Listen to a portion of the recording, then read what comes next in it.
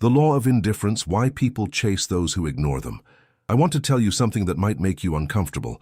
The person you've been trying the hardest to keep is the person you've been losing.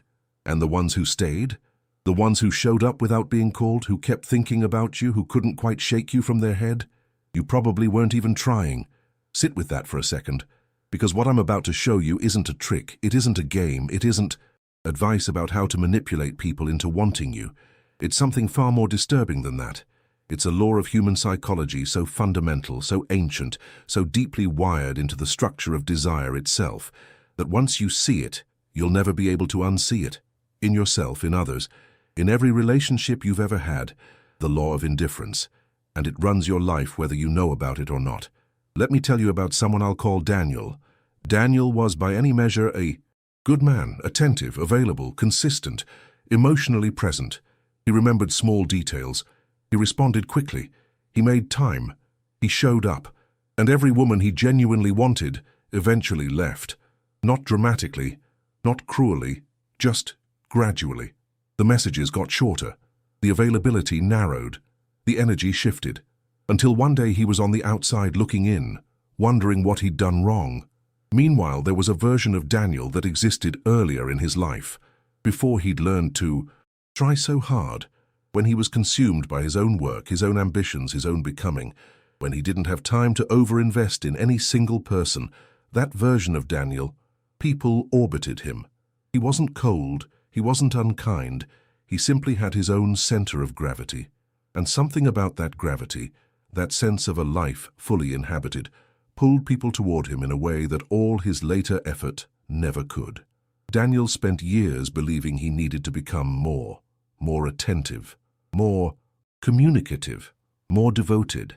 He never considered that maybe the problem was that he'd stopped being enough to himself. Here's the thing most people get catastrophically wrong about desire. They think desire follows investment. They think, if I give more, they'll want more. If I show up more, they'll value more.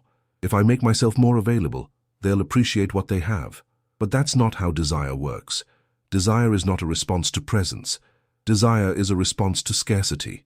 Not the artificial, manipulative kind, but the real existential kind. The scarcity of something that has a life of its own, something that doesn't need you, something that would be just fine without your attention. Robert Cialdini, in his foundational work on the psychology of influence, documented what he called the scarcity principle, the human tendency to assign higher value to things perceived as rare or limited. Web hinaus. We don't want what we already have. We want what we might lose, what we can't quite reach, what doesn't wait for us. This isn't weakness, it's wiring, deep, ancient, evolutionary wiring. In the ancestral environment, scarcity meant real value. If something was rare, it was worth pursuing, worth fighting for. The brain learned to equate unavailability with worth. That wiring never updated. So here you are in the 21st century, running ancient software, chasing what's scarce and devaluing what's near. But it goes deeper than scarcity, much deeper. When someone appears indifferent to you, genuinely, not performatively indifferent, something very specific happens in your brain. A loop opens. Your mind registers a gap. This person has not responded to me the way people usually respond. This person is not conforming to the expected script of social exchange. Something is incomplete here. And the human brain, as I've said before, cannot tolerate open loops.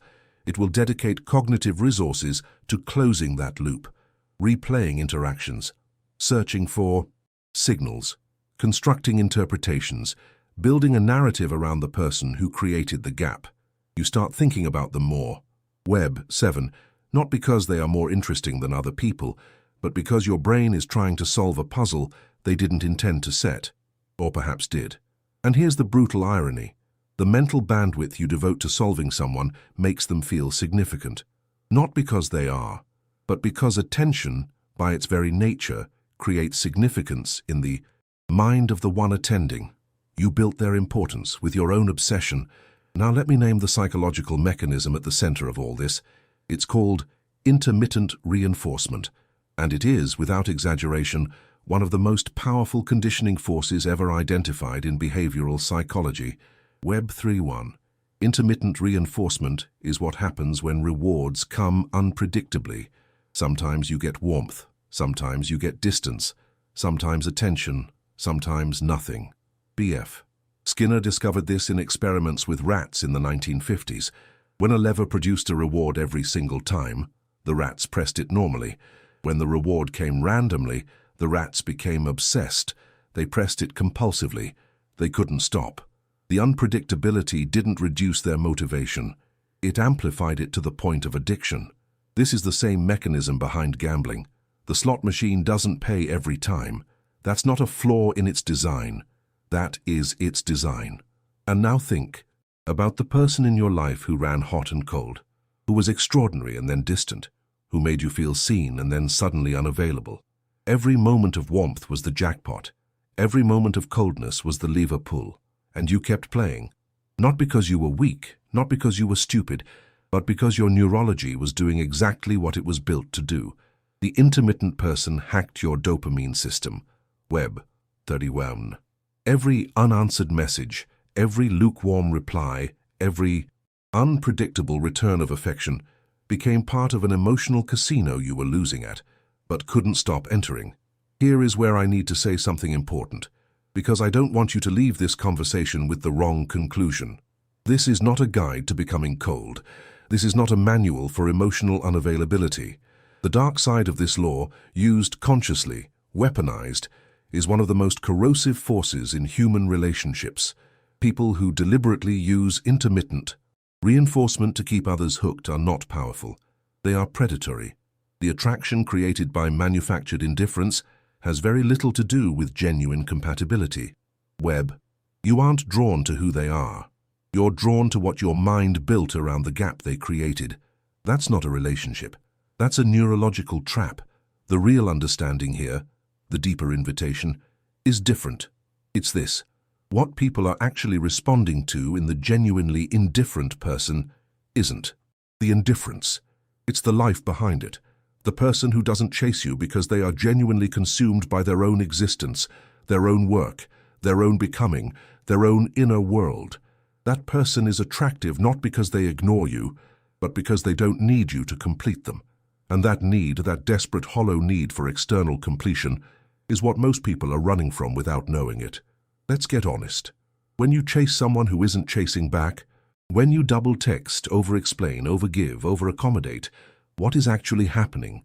Look underneath the behavior. You'll find a belief that says, I am not enough as I am. My natural presence is insufficient. I must perform, earn, demonstrate my value through sustained effort. I must prove I deserve to be chosen. And that belief, not the other person's indifference, is the real source of the chase. You aren't chasing them. You're chasing proof that you matter. You're using their attention as a referendum on your worth. And every ignored message, every cold response, every moment of unavailability confirms what some deep part of you already suspected, that you're not quite enough. So you try harder. This is the loop. Not the other person, not their behavior. The loop lives inside you. Jung would recognize it immediately. It's the wound looking for its mirror.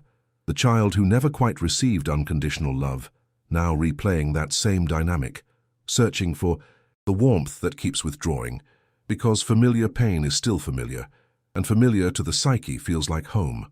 Webb 38. So what is the answer? Not performance, not strategy, not learning how to appear indifferent. The answer is the thing that makes genuine indifference possible. A life so fully inhabited that you don't have leftover attention to pour into someone who isn't pouring back. A sense of self so grounded that another person's reaction, or non-reaction, doesn't move. The tectonic plates of your identity. Work that means something to you. Friendships that nourish you. A body you inhabit fully. A mind you find interesting to be inside of. A future you're building toward with such conviction that the present moment doesn't need to be rescued by someone else's validation. When you have that, genuinely not as a tactic, something shifts. You stop chasing, not because you decide to play it cool, but because you have somewhere to be. And that somewhere, that anchored, inhabited, purposeful life, is what creates the gravitational pull that no amount of effort or availability ever could. People don't chase you because you ignore them. People chase you because you are somewhere, because you are something, because you are fully, unambiguously, unapologetically yourself. And that self doesn't need their approval to feel real. Here's the question you need to sit with. Not a comfortable question. When you strip away the chasing, when you stop pursuing the person, the validation, the approval, who is left? Is there a you underneath the need? A you that exists independently of how others respond to you? A you with a direction, a gravity, a center, because that is the only version of you that is genuinely attractive. Not to everyone, you don't need everyone, but to the right people, the ones who have enough of a self that they can recognize one in someone else. Everything else is just two voids trying to fill each other. And voids, as physics will tell you, don't fill. They collapse. Stop performing your worth. Stop proving you deserve to be chosen. Start building a life so worth living that choosing you becomes someone else's privilege, not their reluctant decision. The law of indifference isn't a weapon, it's a mirror, and what it's showing you right now is not the other person. It's the parts of yourself you've been neglecting while you were busy chasing someone who was already gone. Come back to yourself. That's where the gravity lives. Subscribe, because the next version of you starts here.